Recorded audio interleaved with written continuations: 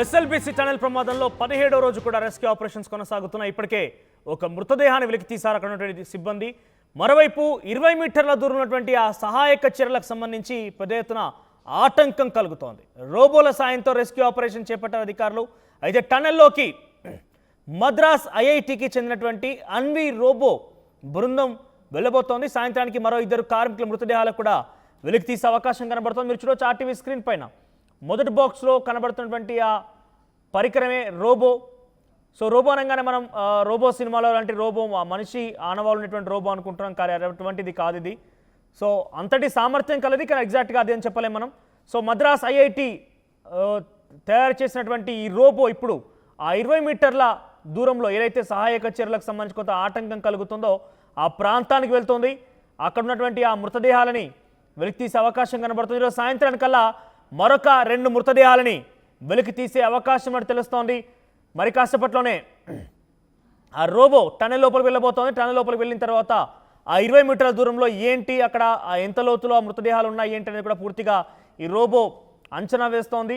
ఆ తర్వాత అక్కడ తవ్వకాలు చేపట్టి ఆ మృతదేహాలను కూడా వెలికి తీసే అవకాశం కనబడుతుంది. మీరు చూడవచ్చు ఫస్ట్ బాక్స్లో ఆ టన్నెల్ లోపలికి వెళ్లేందుకు పూర్తిగా రెడీ అయినటువంటి ఆ లోకో ట్రైన్ కనబడుతోంది. రైట్ సైడ్లో మద్రాస్ ఐఐటి ఆ రోబో ఆపరేట్ చేసేటువంటి విద్యార్థులు కానివ్వండి కొంతమంది అధికారులు కనిపిస్తున్నారు. ఆ రోబోని లోపలికి తీసుకెళ్లబోతున్నారు. సాయంత్రానికల్లా ఏదో ఒక బిగ్ అప్డేట్ రావచ్చే అవకాశం కనబడుతోంది. మళ్ళీ దీనికి సంబంధించి మరిన్ని అప్డేట్స్ మణికంఠ అందిస్తారు. ఎస్ మణికంఠ, ఏంటి ప్రెసెంట్ రోబో ఆల్రెడీ లోపలికి వెళ్ళిందా? రోబో ద్వారా ఎటువంటి అన్వేషణ జరగబోతోంది ఈరోజు ఎటువంటి కీలక అప్డేట్ వచ్చే అవకాశం ఉంది? రైట్, మద్రాస్ ఐఐటికి చెందినటువంటి అన్వి అనే ఈ రోబో లోపలికి వెళ్ళబోతోంది. టనెల్ లోపలికి వెళ్ళిపోయి అక్కడ 20 మీటర్ల దూరం ఏదైతే పూర్తిగా బురద నీరు ఉందో, పూర్తిగా మట్టి ఉందో ఆ ప్రాంతంలో మొత్తం కూడా ఈ రోబో అన్వేషించబోతోంది. మరి ఎటువంటి ఆపరేషన్స్ చేస్తుందనేది మాత్రం చూడాలి. సాయంత్రానికల్లా కొంత మరొక 2 కార్మికుల యొక్క మృతదేహాలు వెలికి తీసే అవకాశం కనబడుతోంది. సో ఇప్పటికే మనం చూసాం చాలా టెక్నాలజీని, ఎక్కడ కూడా చూడనటువంటి ఆ టెక్నాలజీని, ఎక్కడ కూడా మనం వినటువంటి ఆ విషయాలను కూడా మనం ఎస్ఎల్బీసీ టనెల్ ప్రమాదాలను చూస్తూనే ఉన్నాము. 17వ రోజు సహాయక చర్యల కోసం ఈ రోబో ఇప్పుడు అక్కడికి చేరుకుంది. టనెల్ లోపలికి మరి కాసేపట్లో వెళ్ళబోతోంది.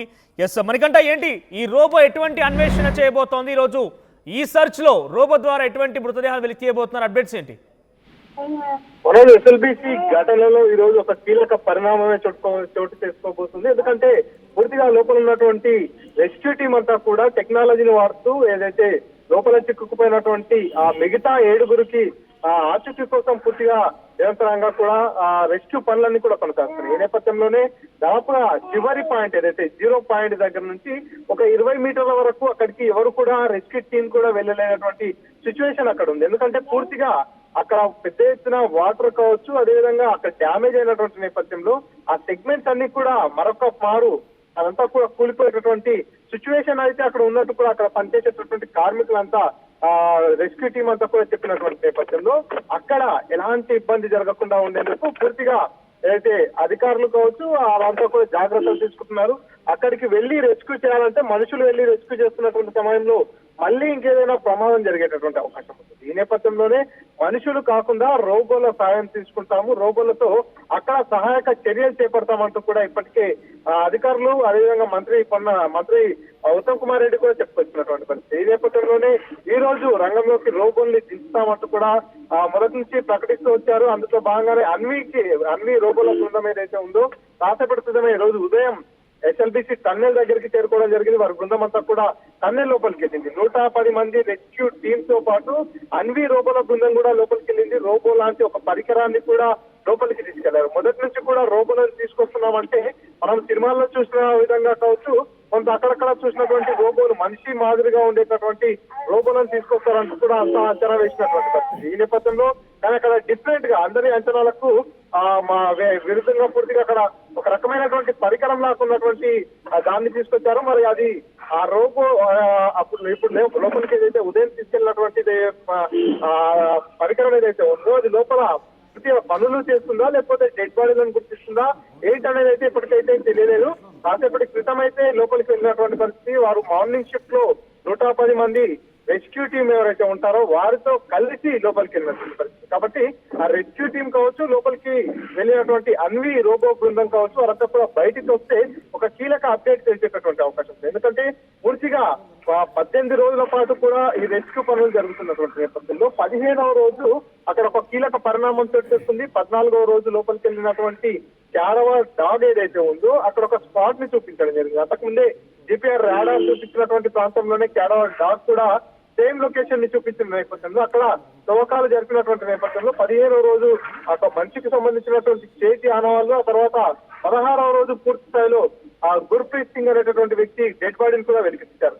ఈ నేపథ్యంలోనే రెస్క్యూ టీం అంతా కూడా మరింత ముమ్మరంగా పనిచేస్తున్నారు. వాళ్ళంతా కూడా ఆశాజనకమైనటువంటి ఫలితాలు వస్తున్నటువంటి నేపథ్యంలో మరి తొందరలోనే ఇంకో 2 మృతదేహాలని వెలికి తీసేటటువంటి అవకాశం ఉందని చెప్పుకొస్తున్నారు. ఎందుకంటే మళ్ళీ క్యారవాన్ డాగ్ ని లోపలికి తీసుకెళ్లినటువంటి నేపథ్యంలో అవన్నీ కూడా మరొక స్పాట్ ని గుర్తించడం జరిగింది.